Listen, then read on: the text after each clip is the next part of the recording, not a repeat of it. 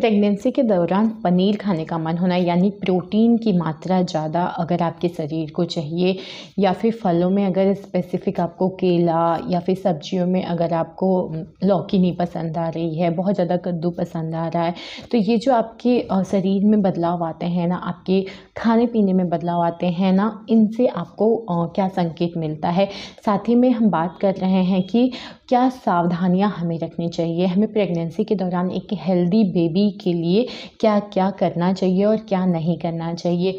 Hello दोस्तों, welcome और welcome back to my channel, जहां हम बात करते हैं मेकअप, ब्यूटी, ट्रेंडिंग, फैशन और मॉमी टॉक की। आज की वीडियो एक बार फिर से प्रेगनेंसी वीडियो है और आज की वीडियो है पार्ट 2।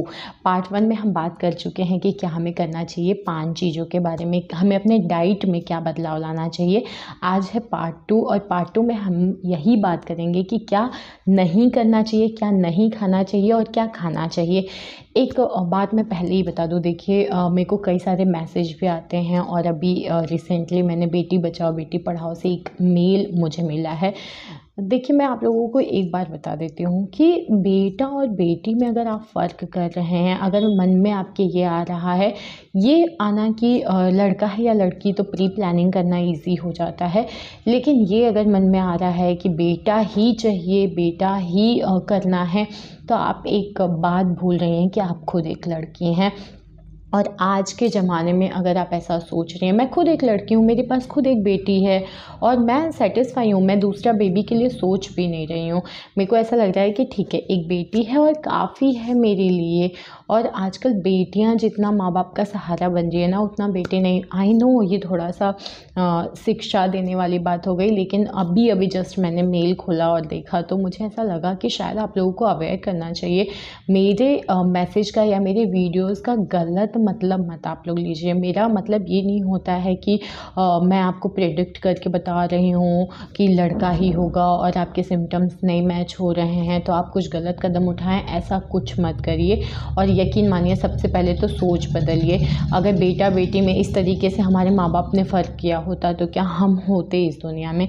नहीं होते। और अगर आपके दिमाग में ये चीज़ें आ रही हैं, इवन अगर कोई आपको फोर्स भी कर रहा है ना, तो थोड़ा सा स्टैंड लीजिए खुद के लिए। आप खुद एक लड़की हैं और प्लीज़ ये सब चीज़ें दिमाग में मत लाइए। बेटियों को अगर बेटों जितना ही मौका देंगे, आप बेटियों को भी उतना ही पढ़ने का मौका दीजिए, उतना आगे बढ़ने के लिए उतना ही सपोर्ट करिए, तो यकीन मानिए वो बेटी आपके बेटे से ज़्यादा आगे जाने की काबिलियत रखती है। तो ये था थोड़ा सा अभी मेरे दिमाग में आया, मेरे अपने सोच, तो मैंने सोचा आपसे शेयर कर लूँ। तो मैं वीडियो में इसलिए बिल्कुल बात नहीं करती हूँ कि सिम्टम्स आप जानें और ऐसा कुछ उल्टा सीधा काम करें। मैं सिर्फ बात करती हूँ क्यूरियोसिटी जो आपके मन में होती है थोड़ी। जैसे ही कोई कंसीव करता है तो उसकी बॉडी में कुछ ना कुछ बदलाव आता ही है। तो जस्ट मैं ये वीडियो ही बनाती हूँ कि आप लोगों को थोड़ा बहुत नॉलेज आए। साथ ही में मैं बात करती हूँ कि प्रेगनेंसी में क्या करना चाहिए। मेरी बहुत सारी वीडियोज़ आपने देखा होगा कि नॉर्मल डिलीवरी के लिए क्या करना चाहिए, या हॉस्पिटल बैग पैक करेंगे तो क्या ख्याल रखना चाहिए, या हेल्दी डाइट कैसे लेना है। इस टॉपिक पे भी बहुत सारी वीडियोस आपको मिल जाएंगी। और अब मैंने सोचा है ये मेल पढ़ने के बाद कि एक्चुअली हो सकता है कि मेरे वीडियोस का गलत इंटेंट मतलब आपको लग रहा हो, तो कोशिश करूँगी कि मैं वीडियोस को थोड़ा पॉजिटिव वे में लाऊं। मतलब ऐसा नहीं है, सिम्टम्स की बात हम करेंगे, लेकिन बात करेंगे ज़्यादातर कि आपकी प्रेगनेंसी जर्नी के बारे में ज़्यादा से ज़्यादा बात करेंगे और मेरी प्रेगनेंसी जर्नी कैसी रही। तो और साथ ही में अगर आप लोगों को एक और टॉपिक मेरे दिमाग में आया है कि अगर आप में से अगर 10-15 कमेंट भी आता है ना, तो मैं एक नया कंटेंट लाऊंगी कि प्रेगनेंसी में आप स्टाइलिश कैसे लग सकते हैं, ठंड में आप कैसे कपड़े पहन सकते हैं, गर्मी में कैसे पहन सकते हैं, खुद को खुश कैसे रख सकते हैं। ये सारी चीज़ों में बात करेंगे। अगर आप चाहेंगे तो मैं इन पे वीडियोस बनाऊंगी। अब हम बात करते हैं कि क्या चेंजेस आते हैं, क्योंकि कुछ ना कुछ बॉडी में चेंजेस आते हैं। तो मैं पहले ही बता दूँ, मेरा चैनल लिंग परीक्षण को बिल्कुल बढ़ावा नहीं देते हैं। इस बारे में मैंने काफ़ी डिटेल में आपसे बात कर ली है। और अगर आप ऐसा करवाते हैं या करते हैं तो आपको आपके डॉक्टर को, हॉस्पिटल को सज़ा हो सकती है। तो आज की वीडियो में हम बात करने वाले हैं आपके डाइट को लेके, साथ ही में क्या सावधानियाँ आपको बरतनी चाहिए अपनी प्रेगनेंसी के दौरान। तो देखिए, अगर प्रेगनेंसी जर्नी में जो सबसे पहली चीज़ है डाइट में हमने क्या शामिल करना है, हमने पहले भी बात की। अब एक और जो सबसे इम्पॉर्टेंट चीज़ होती है आपको अपने डाइट में शामिल करना है, वो होता है अंडा। हम पहले भी बात कर चुके हैं कि डेयरी प्रोडक्ट से एग्जैक्टली हमें कैल्शियम मिल रहा था, प्रोटीन मिल रहा था, लेकिन एग जो होता है ना, अगर आप अंडा खाते हैं तो आपको अंडे को भी अपने डाइट में शामिल करना है। अंडा एक बहुत ही बेहतरीन सोर्स होता है आपके प्रोटीन का। अंडे को खाते हैं आप 2 से 3 अंडा ब्रेकफास्ट में ले सकते हैं। अगर आपको ब्रेकफास्ट में नहीं लेना है, मतलब अगर आपको बॉयल करके लेना है तो बेस्ट है, नहीं तो आप ऑमलेट बना सकते हैं। तो किसी भी फॉर्म में आप ले सकते हैं। और अगर आप नॉनवेज नहीं खाते हैं तो आप उसकी जगह पनीर तो ले सकते हैं। तो इस टॉपिक पे या इस पॉइंट को मैंने पहले भी कवर किया था, तो इसलिए मैंने इसको जस्ट समरी दिया है कि आपको इसको शामिल करना चाहिए अपने ब्रेकफास्ट में। इसके अलावा ताज़े फल और फलों के रस। फलों में कुछ कैटेगरी हैं जो आपको प्रेगनेंसी के दौरान खाना है और कुछ ऐसे हैं जो नहीं खाना है। देखिए, नहीं खाने वाले को मैं पहले बताऊंगी। पपीता आपको नहीं खाना है स्टार्टिंग के 3 महीने, 3 या 5 महीने तक आप अवॉइड कर दें। कच्चा पपीता तो बिल्कुल ही नहीं खाना और पके पपीते को भी छूना ही नहीं है स्टार्टिंग के 5 महीने, तो बिल्कुल नहीं पपीता। और कोशिश करिए 9 महीने अवॉइड कर लीजिए, ठीक है। और उसके बाद पाइनएप्पल, अनानास आपको बिल्कुल नहीं खाना है।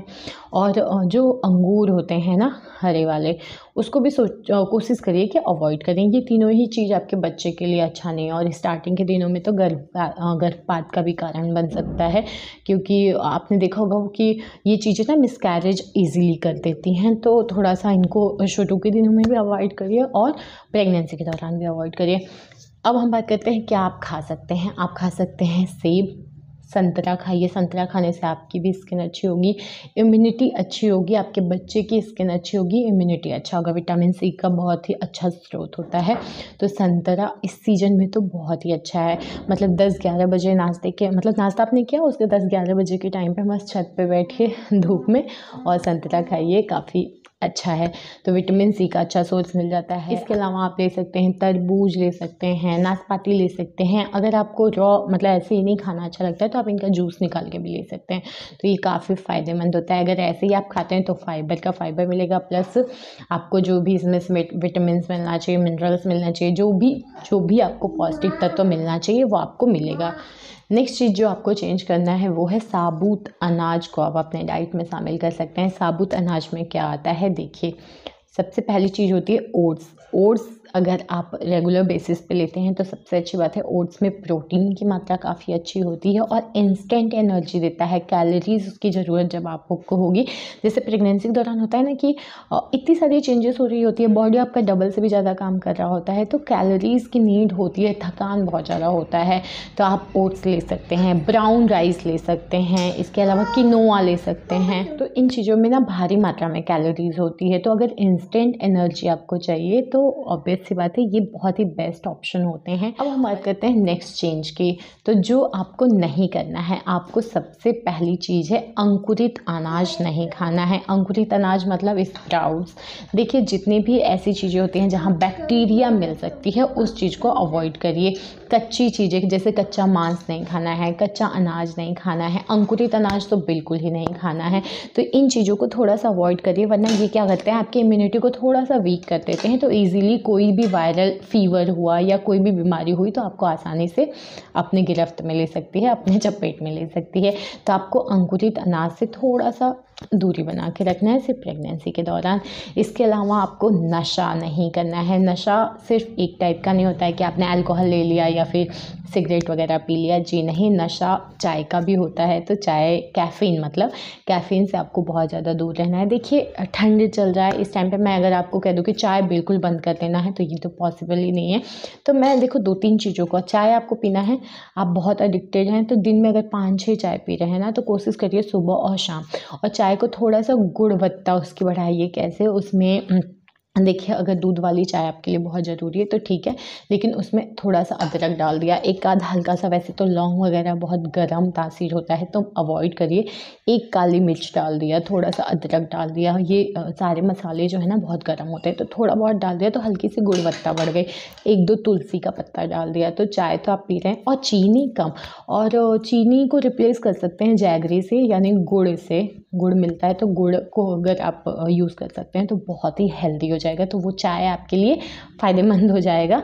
देखिए बहुत फ़ायदेमंद तो नहीं होगा क्योंकि चाय में कैफ़ीन होता है जो कि आपके लिए नुकसान करेगा, लेकिन फिर भी थोड़ा-सा उसको कम किया जा सकता है। तो और दूसरी चीज़ है कि 4 से 5 पीते हैं तो कोशिश करिए 2 ही पीजिए, सुबह शाम पी लीजिए। इसके अलावा एक जो सबसे ख़ास बदलाव आपको अपने लाइफ़स्टाइल में लाना है वो होता है अपने मन मुताबिक आपको कोई भी दवा नहीं खानी है। मैंने देखा है घर के डॉक्टर होते हैं, आप प्रेग्नेंट हैं, आप भी डॉक्टर बनते हैं, ऐसा नहीं कि आपके आस-पास वाले। थोड़ा भी सिर दर्द हो रहा है, बिल्कुल बर्दाश्त नहीं होता है लोगों को, थोड़ा भी सिर दर्द है, पेट दर्द कुछ भी है, मैं तो कह रही हूँ कोई भी चेंजेस आपको दिख रहा है तो आप अपने डॉक्टर से पूछिए। डॉक्टर से बिना पूछे खुद घर में डॉक्टर मत बनिए कि दवा खा लिया, कुछ भी खा लिया, क्योंकि उसका साइड इफ़ेक्ट आपके बच्चे पे होगा और आप पे होगा, आपकी फैमिली ट्रबल में आएगी। तो हाँ, अगर देसी नुस्खे जैसे अगर पैर में दर्द है, सूजन है, तो गर्म पानी में नमक डाल लिया, उससे पैर सिकाई कर लिया तो वो आराम मिल सकता है। इस टाइप के नुस्खे आप कर सकते हैं। सिर में पट्टी, मतलब बुखार है तो हल्का सा पट्टी रख लिया, लेकिन किसी भी बीमारी को, जैसे बुखार बहुत ज़्यादा है, हमेशा रह रहा है, तो इन चीज़ों को थोड़ा सा डॉक्टर से पूछिए, डॉक्टर जो कहते हैं उस हिसाब से करिए, लेकिन घरेलू उपचार, खुद दवाई लेके खुद डॉक्टर मत बनिए प्लीज़। ये चीज़ें आपके प्रेगनेंसी के लिए बिल्कुल भी घातक हो सकती हैं। अब इसके साथ ही हम बात करते हैं कि एक ख़ास चीज़ की कि प्रोटीन खाने का अगर मन हो, जैसे मैंने बताया अंडा, मीट, अगर मसालेदार खाना खाने का मन होता है तो ऐसा मानते हैं कि अगर आपको प्रोटीन की नीड ज़्यादा है, क्योंकि घर में बेटा होता है तो लोग कहते हैं प्रोटीन की आवश्यकता ज़्यादा होती है बॉडी को। तो अगर आपके साथ ऐसा हो रहा है कि पनीर खाने का ज़्यादा मन हो रहा है, अंडा खाने का, मांस, मीट, मछली खाने का मन हो रहा है, तो कहते हैं ये एक लड़का होने की तरफ इशारा करता है। वहीं अगर आपको नॉर्मल खाना खाने का मन हो रहा है, बहुत ज़्यादा मसालेदार, बहुत ज़्यादा चटक-मटक खाने का मन नहीं हो रहा है, या बहुत ज़्यादा प्रोटीन की नीड नहीं है, दाल की नीड नहीं है, तो ये एक लड़की होने की तरफ इशारा करता है। तो ये था आज का वीडियो। उम्मीद करती हूँ वीडियो अच्छी लगी हो। वीडियो अच्छी लगी हो तो लाइक, शेयर, कमेंट करिए, चैनल को प्लीज़ सब्सक्राइब कर लीजिए। मिलते हैं नेक्स्ट वीडियो में, तब तक के लिए बाय।